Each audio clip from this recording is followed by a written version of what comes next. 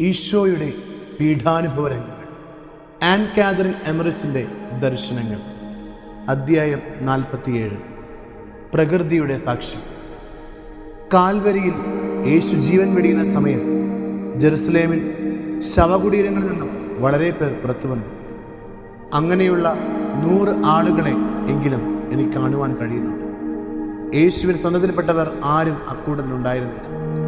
ഇവരിൽ പലരും വിശുദ്ധ നഗരത്തിൻ്റെ പല ഭാഗങ്ങളിലും പ്രത്യക്ഷരായി യേശുവിൻ്റെ ദൈവികതയ്ക്ക് സാക്ഷി നൽകുന്നത് ഞാൻ കണ്ടു. ദരിദ്രർക്കും ദേവാലയത്തിനും സമ്പാദ്യമെല്ലാം ദാനം ചെയ്തു.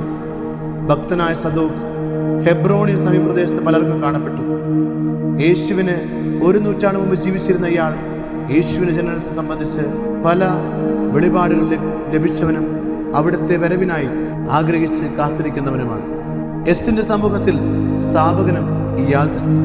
ശവകുടീരത്തിൽ വന്നവരിൽ ചിലർ കർത്താവിൻ്റെ രഹസ്യശിഷ്യന്മാർക്ക് പ്രത്യക്ഷപ്പെട്ട് സംഭവിക്കാനിരിക്കുന്ന കാര്യങ്ങളെക്കുറിച്ച് പല മുന്നറിയിപ്പുകൾ നൽകുന്നത് ഞാൻ കണ്ടു. ജെറുസലേമിലും പലസ്തീനയുടെ വിദൂര പ്രദേശങ്ങളിലും ആകസ്മികമായ ധാരാളം അത്ഭുതങ്ങൾ നടന്നു. ത്രിസായിലെ കാരാഗൃഹത്തിന്റെ ഗോപുരങ്ങൾ തകർന്നു വീണു.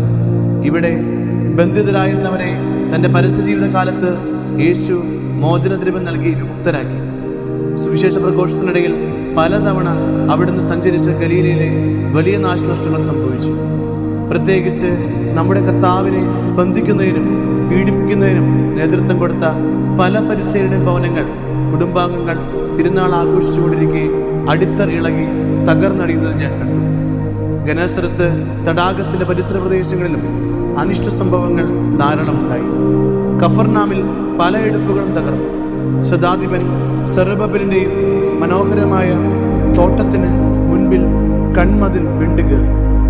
കരകവിഞ്ഞ് ഗനസറത്ത് തടാകം താഴ്വരയിലൂടെ 1.5 മൈൽ ദൂരം ഒഴുകി കഫർനാമിലെത്തി. പരിശുദ്ധ മറിയത്തിന്റെയും പത്രോസിന്റെയും പാർപ്പിടങ്ങൾ പട്ടണത്തിൽ ഉയർന്നു തന്നെ നിന്നു. എന്നാൽ തടാകം വളരെ ശക്തമായി ഇളകി മറിഞ്ഞു. അതിന്റെ തീരം പല പ്രദേശങ്ങളിലും ഇടിഞ്ഞു വീണു. ആകൃതി തന്നെ വ്യത്യാസപ്പെട്ട് ഇന്ന് നാം കാണുന്നത് പോലെ ആയിത്തീർന്നു. പ്രത്യേകിച്ച് തെക്ക് കിഴക്കേ തീരത്ത് തരിശയുടെ അരികിൽ വളരെ മാറ്റങ്ങൾ സംഭവിച്ചു. കാരണം ജോർദാനിൽ നിന്നുള്ള നീരൊഴുക്കിന് സ്ഥിരമായി ഒരു ദിശ പ്രദാനം ചെയ്തുകൊണ്ട് തടാകത്തിനും ചതുപ്പ് നിലത്തിനും ഇടയിലായി നീണ്ട ഒരു കനാൽ കല്ലുകൊണ്ട് കെട്ടി നിർമ്മിച്ചിരുന്നു. ഇത് പരിപൂർണമായും തകർന്നു. തടാകത്തിന്റെ കിഴക്ക് ഗരേസെ, ഗർഗസെ തുടങ്ങിയ സ്ഥലങ്ങളിലും കൊറോസിൻ മുഴുവനിലും വളരെയധികം അപകടങ്ങളുണ്ടായി. യേശു 2ാം പ്രാവശ്യം അപ്പം വർദ്ധിപ്പിച്ച് അത്ഭുതം ചെയ്ത പ്രദേശത്തെ മല ഇളകി. അവിടുത്തെ പാദസ്പർശനമുണ്ടായ ശില 2ആയി പിളർന്നു. ദക്കപ്പോളിസിലെ പട്ടണങ്ങൾ മുഴുവൻ തകർന്ന് നിലംപരിശായി. ഏഷ്യയിലെ വിവിധ സ്ഥലങ്ങളിൽ ഭൂചലനം വളരെ ശക്തമായി അനുഭവപ്പെട്ടു.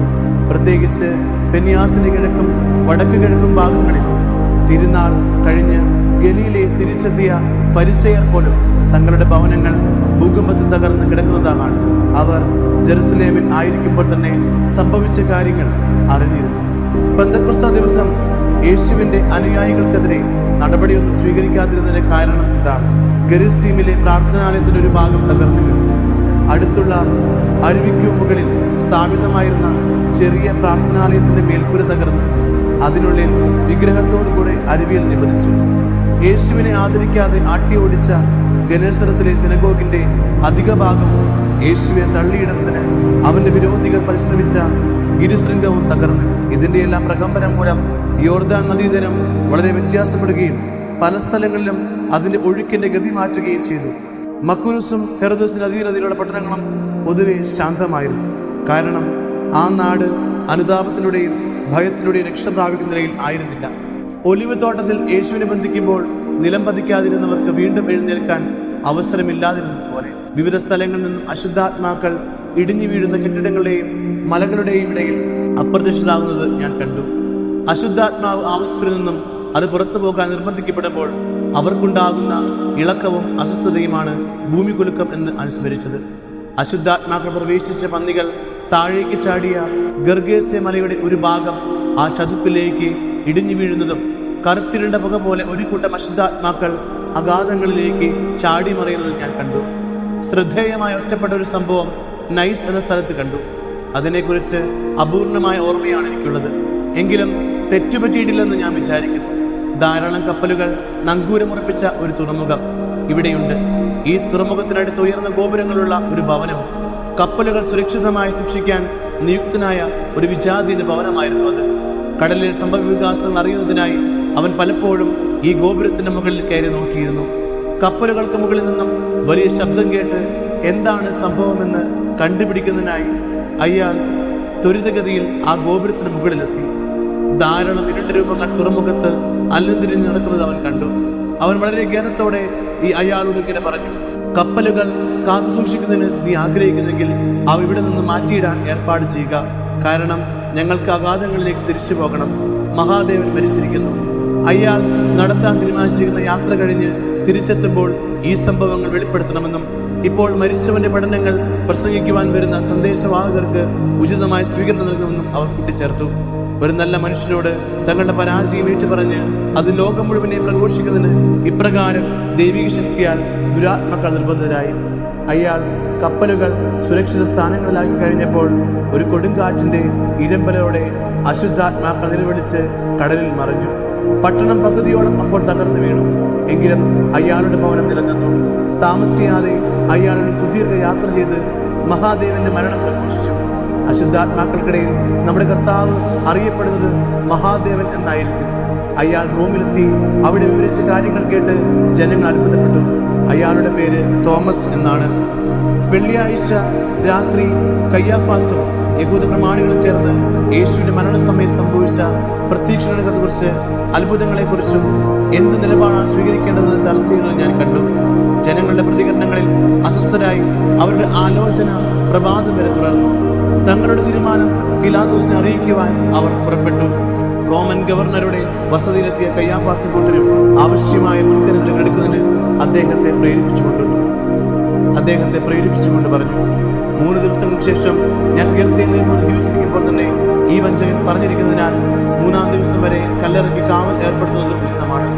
അല്ലാത്ത പക്ഷം അവൻ ശിഷ്യന്മാർ വന്ന് അവനെ മോഷ്ടിച്ചു കൊണ്ടുപോയിട്ട് അവൻ മരിച്ചുവരുന്ന ഉയർത്തെഴുന്നേറ്റുവെന്ന് ജനങ്ങളോട് പറയുകയും അങ്ങനെ അവസാനത്തെ വഞ്ചന ആദ്യത്തിനേക്കാൾ ഗുരുതരമായി തീരുകയും ചെയ്തേക്കാം.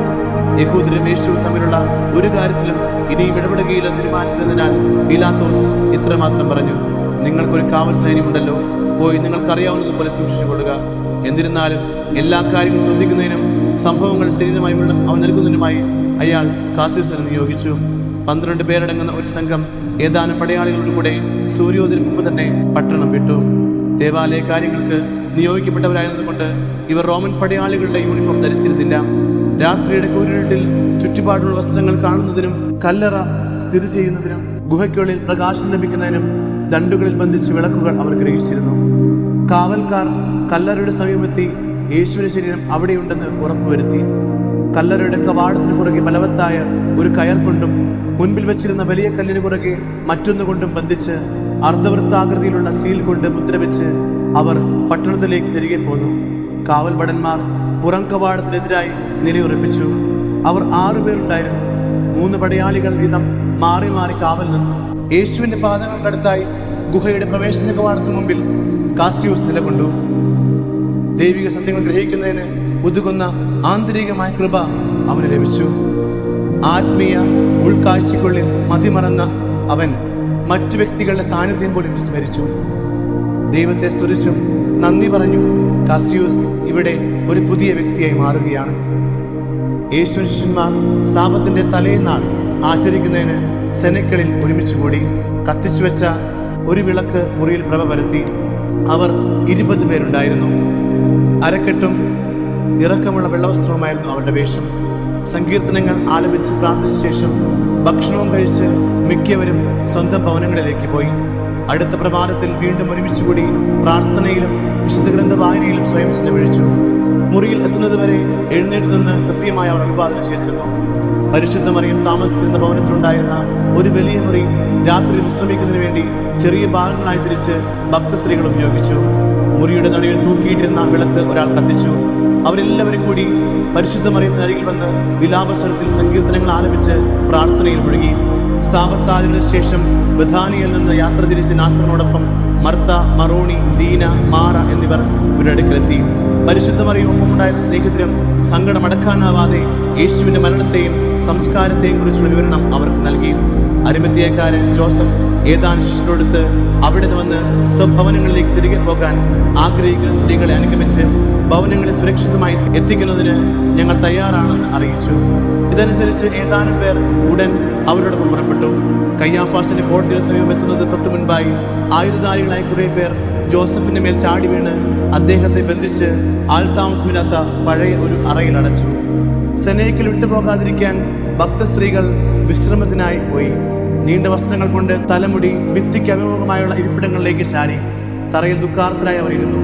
കുറെ സമയത്തിന് ശേഷം എഴുന്നേറ്റ് കട്ടിലിൽ ചുരുട്ടി വെച്ചിരുന്ന കിടക്കയും മറ്റും വിരിച്ച് ഒന്ന് കണ്ണു ചിമ്മാൻ കഴിയും എന്ന വിചാരത്താൽ കിടന്നു.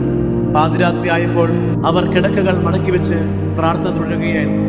പരിശുദ്ധ മറിയത്തിന് സമയം വീണ്ടും വിളക്കിന്റെ വെളിച്ചത്തിൽ ഒരുമിച്ച് കൂടി. യേശുവിന്റെ അമ്മയോട് ചേർന്ന വളരെ സമയം അവർ പ്രാർത്ഥനയാൽ മുഴുകി. പ്രാർത്ഥനയുടെ അവസാനമായപ്പോൾ വാതിലിൽ ആരോ മുട്ടുന്ന ശബ്ദം കേട്ടു. അവരെ ദേവാലയത്തിൽ കൂട്ടിക്കൊണ്ടു പോകാൻ എന്ന് വാക്കുകൊടുത്തത് യോഹന്നാനും ശിഷ്യരും ചിലരും ആയിരുന്നു അത്. ഇവരെ കണ്ടയുടൻ സ്ത്രീകൾ ഒരുങ്ങി അവരോടൊപ്പം പുറപ്പെട്ടു. അപ്പോൾ സമയം രാത്രി 3 മണിയായിരുന്നു. പെസഹ ഭക്ഷണത്തിന് ശേഷം തൊട്ടടുത്ത ദിവസം സൂര്യോദയം മുൻപായി ദേവാലയത്തിൽ പോകുക യഹൂദരുടെ പതിവായിരുന്നു. അർദ്ധരാത്രിയോടെ ദേവാലയം തുറക്കുകയും സാധാരണ സമയത്തിന് വളരെ മുമ്പ് തന്നെ ബലി ആരംഭിക്കുകയും ചെയ്തിരുന്നു. കല്ലറ മുദ്ര വെച്ച് അതേ സമയം തന്നെയാണ് സ്ത്രീകൾ ദേവാലയത്തിലേക്ക് പുറപ്പെട്ടതും. സാധാരണ കാണാറുള്ള നിന്നും തികച്ചും വിഭിന്നമായിരുന്നു ദേവാലയം. യേശുവിന്റെ മരണസമയത്തുണ്ടായിരുന്ന ഭൂകമ്പത്തിൽ തിരശ്ശീല നടുവേ പിളർന്നും ഉൾഭാഗം അലങ്കോലപ്പെട്ട് കിടന്നു. ബലിയർപ്പണത്തിന് തടസ്സം നേരിടുകയും ആളുകൾ ഒഴിഞ്ഞു പോകുകയും ചെയ്തു. ജെറുസലേമിലെ സംഭവങ്ങൾ ഇങ്ങനെയൊക്കെയാണെങ്കിലും ദേവാലയ കവാടങ്ങൾ തുറന്നിരുന്നു. വിളക്കുകൾ തെളിഞ്ഞു നിന്നു. പെസഹ തിരുനാൾ ദിവസം, തിരുനാളിന് തൊട്ടടുത്ത ദിവസവും പുരോഹിതന്മാർക്കായി മാത്രം മാറ്റിവെക്കപ്പെട്ടിരുന്ന സ്ഥലങ്ങളിൽ ജനങ്ങൾക്ക് പ്രവേശനം അനുവദിച്ചിരുന്നു. എങ്കിലും ദേവാലയം ശൂന്യമായിരുന്നു. അങ്ങുമെങ്ങും ചുറ്റി നടന്നിരുന്ന ഒരു പുരോഹിതനെയോ ശുശ്രൂഷയെയോ മാത്രമാണ് കാണുവാൻ കഴിയുമായിരുന്നത്. തലേ ദിവസത്തെ അസാധാരണവും അപ്രതീക്ഷിതമായ അനിഷ്ട സംഭവങ്ങൾ മൂലം സാധനങ്ങൾ ചിഹ്നിച്ചതിൽ കിടന്നു. മൃതരുടെ സാന്നിധ്യം മൂലം അശുദ്ധമാക്കപ്പെട്ട അവിടെ ശുദ്ധീകരിക്കപ്പെടുക സാധ്യമാണോ എന്ന് അവർക്ക് ഉത്കണ്ഠയുണ്ടായി.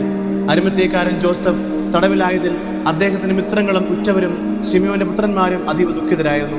എങ്കിലും ദേവാലയത്തിൽ എത്തിയ പരിശുദ്ധ മറിയത്തെയും സ്നേഹിതരെയും ആദരപൂർവ്വം ശിമിയോന്റെ പുത്രന്മാർ സ്വീകരിച്ചു. ദേവാലയത്തിന്റെ മേൽനോട്ടം അവർ നിർവഹിച്ചിരുന്നതിനാൽ യാതൊരു വിഷമവും കൂടാതെ അവിടെ മുഴുവൻ കൊണ്ടു നടന്ന് കാണിച്ചു. ദൈവകോപത്തിന്റെ ദൃശ്യമായ അടയാളങ്ങൾ ഭക്തസ്ത്രീകൾ കാണുവാൻ കഴിഞ്ഞു. കൂടെയുണ്ടായിരുന്നവർ വിവരിച്ച ആശ്ചര്യജനകമായ സംഭവങ്ങൾ അവർ നിശബ്ദം ശ്രദ്ധിച്ചു കേട്ട് ചിന്താമഗ്നരായി. ഭൂകമ്പത്തിന്റെ ഫലമായി തറയിലും ഭിത്തിയിലും ഉണ്ടായ എണ്ണമറ്റ വിള്ളലുകൾ പൊട്ടലുകളും അതേപടി അവശേഷിച്ചു. വിശുദ്ധ സ്ഥലവുമായി ദേവാലയ മണ്ഡപം യോജിക്കുന്ന ഭാഗത്ത് ഭിത്തി പിളർന്ന് ഒരാൾ കടന്നു പോകത്തക്ക വിസ്താരമുള്ള വിടവുകളുണ്ടായി. ഭിത്തി ഏത് നിമിഷവും നിലംപതിക്കത്തക്ക വിധം ചരിഞ്ഞു നിന്നു. വിശുദ്ധ സ്ഥലത്ത് ഇട്ടിരുന്ന കർട്ടൻ 2 പിളർന്ന് ഇരുവശങ്ങൾ തൂങ്ങിക്കിടന്നു. തകർന്ന ഭിത്തികളും പൊട്ടിയ കല്ലറകളും മുഴുവനായോ ഭാഗികമായ തകർന്ന തൂണുകളും അല്ലാതെ മറ്റൊന്നും അവിടെ കാണാൻ കഴിയുമായിരുന്നില്ല. ദേവാലയത്തിൽ യേശുവിന്റെ പാദസ്പർശമേറ്റ സ്ഥാനങ്ങൾ പവിത്രമാണെന്ന് ബോധ്യമായ പരിശുദ്ധ കന്യക അവിടമെല്ലാം സന്ദർശിച്ച് സാഷ്ടാംഗം പ്രണാമം ചെയ്ത് ചുംബിച്ചു. ഇത് കൂടെ ഉണ്ടായിരുന്നവർക്ക് കണ്ണുനീരോടെ അവൾ വിശദീകരിച്ചു കൊടുത്തു. ഇത് കേട്ട് മറ്റുള്ളവർ അവളുടെ മാതൃക അനുകരിച്ചു. ദൈവിക ശക്തി അവസ്ഥമായി വെളിപ്പെടുത്തലായി മനസ്സിലാക്കി. പവിത്രമായി കരുതുന്ന പ്രത്യേക സ്ഥലങ്ങൾക്ക് യഹൂദർ എപ്പോഴും അധികം പാവനത കൽപ്പിച്ചിരുന്നു. അപ്രകാരമുള്ള സ്ഥലങ്ങളിൽ ഭക്തിയോടെ കൈകൾ വെച്ച് ചുംബിച്ച് സാഷ്ടാംഗം പ്രണമിക്കുന്നത് സർവ്വസാധാരണമായിരുന്നു. ഇപ്രകാരം ചെയ്യുന്നത് ആശ്ചര്യകരമായി എനിക്ക് തോന്നുന്നില്ല. അബ്രാഹത്തിന്റെയും ഇസഹാക്കിന്റെയും ദൈവം ജീവിക്കുന്ന ദൈവമാണെന്നും ജനങ്ങളുടെ ഇടയിലുള്ള അവിടുത്തെ വാസസ്ഥലം ജെറുസലേം ദേവാലയമാണെന്നും അവർ അനുഭവിച്ചറിഞ്ഞു. അതിനാൽ ദൈവശക്തി പ്രകടമായ സ്ഥലങ്ങളിൽ അവർ വണക്കം കാണിച്ചില്ലെങ്കിലും അത്ഭുതമുള്ളൂ. യഹൂദരെ സംബന്ധിച്ചിടത്തോളം ജെറുസലേം ദേവാലയവും വിശുദ്ധ സ്ഥലങ്ങളും അവർക്ക് വളരെ വിലപ്പെട്ടതായിരുന്നു. പരിശുദ്ധ മറിയം ഏറെ ബഹുമാനത്തോടെ സ്നേഹിതരോടൊത്ത് ദേവാലയത്തിലൂടെ നടന്നു. ശിശുവായിരുന്നപ്പോൾ മറിയത്തെ കാഴ്ചവെച്ച സ്ഥലം, അവരുടെ ശൈശവം കഴിച്ചു കൂട്ടിയ സ്ഥലങ്ങൾ, ജോസഫുമായി വിവാഹം നടത്തിയ സ്ഥലം, യേശുവിനെ സമർപ്പിച്ചതും ശിമിയോന്റെ പ്രവചനമായ സ്ഥലം എന്നിങ്ങനെയെല്ലാം അവർക്ക് അവൾ കാണിച്ചു കൊടുത്തു. ശിമിയോന്റെ വാക്കുകൾ അനുസ്മരിച്ച് അവൾ പ്രവചനം നിറവേറിയാൽ അവർക്ക് കരഞ്ഞു. വേദനയുടെ വാൾ ഹൃദയത്തിൽ അവൾ അനുഭവിക്കുകയായിരുന്നു. 12ാമത്തെ വയസ്സിൽ ദേവാലയം നഷ്ടപ്പെട്ട യേശുവിനെ വീണ്ടും കണ്ടെത്തിയ സ്ഥലമെത്തിയപ്പോൾ അവൾ സമ്മിശ്ര വികാരങ്ങൾക്ക് വിധേയരായി. പരിശുദ്ധമ്മ താണുവണങ്ങി ആ സ്ഥലം ആദരവോടെ ചുംബിച്ചു. യേശുവിന്റെ സാന്നിധ്യം കൊണ്ട് പൗത്രിക സ്ഥലങ്ങളെല്ലാം കാണുകയും കരഞ്ഞു പ്രാർത്ഥിക്കുകയും ചെയ്ത ശേഷം ഭക്തസ്ത്രീകൾ സിയോനിലേക്ക് തിരികെ പോയി. ദേവാലയത്തിന്റെ പരിത്യക്താവസ്ഥ, പ്രത്യേകിച്ച് തിരുനാൾ ദിവസങ്ങളിൽ കണ്ടുവരാനുള്ള അവസ്ഥയിൽ നിന്നുള്ള അന്തരം കണ്ടപ്പോൾ പരിശുദ്ധ മറിയത്തിന് കരയാതിരിക്കാൻ സാധിച്ചില്ല. അദ്ദേഹത്തിന്റെ ഗാനാലാപനങ്ങൾക്ക് പകരം ശോകമുഖമായ നിശബ്ദത വിശാലമായ അങ്കണം മുഴുവൻ നിറഞ്ഞിരുന്നു. സമൂഹം ആഹ്ലാദത്തിലായി ഭക്തിയോടെ നിന്ന സ്ഥലങ്ങൾ അപ്പോൾ നിശബ്ദരായിരുന്നു. ഇസ്രായേൽ ജനം ചെയ്ത ഭീകരമായ പാതകത്തിന്റെ തിക്തഫലങ്ങളാണ് ഇതെല്ലാം എന്ന് വ്യക്തമായിരുന്നു. ദേവാലയത്തിൽ നോക്കി വിലപിച്ചുകൊണ്ട് യേശു പറഞ്ഞ വചനങ്ങൾ പരിശുദ്ധ മറിയം ഓർത്തു. ഈ ദേവാലയം നശിപ്പിക്കുകയും 3 ദിവസം കൊണ്ട് ഞാൻ വീണ്ടും പണിയും. യേശുവിന്റെ ശരീരമാകുന്ന ദേവാലയത്തിൽ സംഭവിച്ച നാശത്തെ പറ്റിയും അവൾ ചിന്തിച്ചു. നിത്യസത്യത്തിന്റെ വാക്കുകൾ പ്രവചനം പൂർത്തിയാക്കപ്പെടേണ്ട പ്രഭാതത്തിന് വേണ്ടി ആഗ്രഹിച്ചുകൊണ്ട് അവൾ നെടുവേർപ്പെട്ടു. മേരിയും സ്നേഹിതരും സെനേക്കൾ തിരിച്ചെത്തിയപ്പോൾ പ്രഭാതമായി. വലതുവശത്തുള്ള കെട്ടിടത്തിലേക്ക് അവൾ നീങ്ങി. യോഹന്നാൻ ഏതാനും ശിഷ്യരോടൊത്ത് അവിടെ വീണ്ടും എത്തി. അപ്പോൾ ഏകദേശം 20 പേരുടെ സംഘം കത്തിച്ച് വിളക്കിനും ചുറ്റും പ്രാർത്ഥനയിൽ മുഴുകിയിരിക്കുന്നത് കണ്ടു. നവാഗതർ അടുത്തു കടന്ന് വിളക്കിന് ചുറ്റും ഇരിക്കുന്നവരെ സമീപിച്ച് അവരോട് കണ്ണീരോടെ സ്നേഹത്തോടെ ഏതാനും വാക്കുകൾ സംസാരിച്ചു. കാൽവരിയിൽ യേശുവിന്റെ കുരിശുമരണം വരെ അവനോടൊപ്പം ഉണ്ടായിരുന്ന യോഹന്നാനെ എല്ലാവരും ആദരവോടെ വീക്ഷിക്കുന്നതിനായി തോന്നി. അതേസമയം തങ്ങളുടെ കർത്താവും ഗുരുവുമായവനെ അത്യാവശ്യ സമയത്ത് വീരുത്വം മൂലം ഉപേക്ഷിച്ചു പോകുന്നതിലുള്ള ലജ്ജയും അസ്വസ്ഥതയും അവരുടെ മുഖത്ത് ലഭിച്ചിരുന്നു. യോഹന്നാൻ വളരെയധികം സ്നേഹത്തോടും ദയയോടും കൂടി സംസാരിച്ചു. വളരെ സരളവും വിനീതവുമായ അവന്റെ പെരുമാറ്റവും സംസാരവും പ്രശംസ ഭയപ്പെടുന്നത് പോലെ തോന്നി. അവിടെ കൂടിയിരുന്നവർ ഭക്ഷണം കഴിക്കുന്നതിന് ഒരിക്കൽ ഞാൻ കണ്ടു. എങ്കിലും അവരെല്ലാം പൂർണ്ണമായ നിശ്ചിതത പാലിച്ചിരുന്നു. അവർ കൂടിയിരുന്ന ഭവനം നിക്കോദെമസിന്റെ ഉടമസ്ഥതയിലായിരുന്നതിനാൽ അവരെ ആരും ശല്യപ്പെടുത്തുന്നതിനായി സാധ്യതയില്ലായിരുന്നു. എന്നിരുന്നാലും അല്പം പോലും ശബ്ദം പുറത്തു കേൾക്കാതിരിക്കത്തക്ക വിധം വാതിലുകളടച്ച് ഭദ്രമാക്കി അതിനുള്ള നിശബ്ദരായിരുന്നു. രാത്രി വരെ ഭക്തസ്ത്രീകൾ ഈ മുറിക്കുള്ളിൽ തന്നെ കഴിച്ചുകൂട്ടി. വെളിച്ചം പകരാൻ അതിനുള്ളിൽ വിളക്ക് മാത്രമേ ഉണ്ടായിരുന്നുള്ളൂ. പാതിരികളടച്ച് ജനങ്ങൾ കട്ടിടക്കി മറിച്ച് ഇടയ്ക്കിടെ അവർ പരിശുദ്ധ മറിയത്തിന് ചുറ്റും കൂടി വിളക്കിനടുത്ത് നിന്ന് പ്രാർത്ഥിച്ചു. മറ്റു സമയങ്ങളിൽ മുറികളിൽ പോയി വിലാപസൂചകമായ കറുത്ത വസ്ത്രം കൊണ്ട് ശിരസ് മറിച്ച് ഭിത്തികളിലേക്ക് തിരിഞ്ഞിരുന്നു. പ്രാർത്ഥിക്കുകയോ പ്രായശ്ചിത്ത പ്രവർത്തികൾ ചെയ്യുകയായിരുന്നു. തീരെ ക്ഷീണിതരായവർ മാത്രം അല്പം എന്തെങ്കിലും ഭക്ഷിച്ചു. മറ്റുള്ളവർ ഉപവസിച്ചു. ഞാൻ അവരെ വീണ്ടും വീണ്ടും ശ്രദ്ധിച്ചു. അവരുടെ പ്രവർത്തനത്തിൽ ഒരു മാറ്റവും ഉണ്ടായിരുന്നില്ല. ഒന്നുകിൽ പ്രാർത്ഥിക്കുകയോ അല്ലെങ്കിൽ തങ്ങളുടെ ദിവ്യഗുരുവിനോർത്ത് വിലപിക്കുകയോ ചെയ്തുകൊണ്ടിരുന്നു. എന്റെ ചിന്ത പരിശുദ്ധ മറിയത്തിനനുസരിച്ച് അവളുടെ പ്രിയപുത്രനിലേക്ക് തിരിഞ്ഞപ്പോൾ ഇപ്രകാരമാണ് കണ്ടത്. അവിടുത്തെ പരിശുദ്ധ ശരീരം സംസ്കരിച്ച സ്ഥലത്ത് പ്രവേശന കവാടത്തിൽ 6 കാവൽക്കാരുണ്ടായിരുന്നു. ഗുഹാ കവാടത്തിന് മുമ്പിൽ ധ്യാനത്തിനെന്ന പോലെ കാസ്യൂസ് നിന്നു. പുറം വാതിലടച്ച് ഒരു കല്ല് അതിനോട് ചേർത്ത് വെച്ചിരുന്നു. കട്ടിയുള്ള വാതിലുണ്ടായിരുന്നിട്ടും നമ്മുടെ കർത്താവിന്റെ ശരീരം എനിക്ക് വ്യക്തമായി കാണാൻ കഴിഞ്ഞു. കാരണം ദിവ്യ പ്രകാശത്താൽ ആ വാതിൽ തികച്ചും സുതാര്യമായി തീർന്നിരുന്നു. 2 മാലാഖമാർ ഇരുവശങ്ങളിലും ആരാധിച്ചുകൊണ്ടിരുന്നു. ഈ ദർശനത്തോടെ എന്റെ ചിന്ത നമ്മുടെ രക്ഷകൻ ദിവ്യാത്മാവിലേക്ക് തിരഞ്ഞു. അവിടുന്ന് പാതാളത്തിലേക്ക് ഇറങ്ങിയതിന്റെ സ്പഷ്ടമായൊരു ചിത്രം ഞാൻ കണ്ടു. അത് വിവരിക്കുന്നതിന് കഴിവിന്റെ പരമാവധി ഞാൻ പരിശ്രമിക്കാം.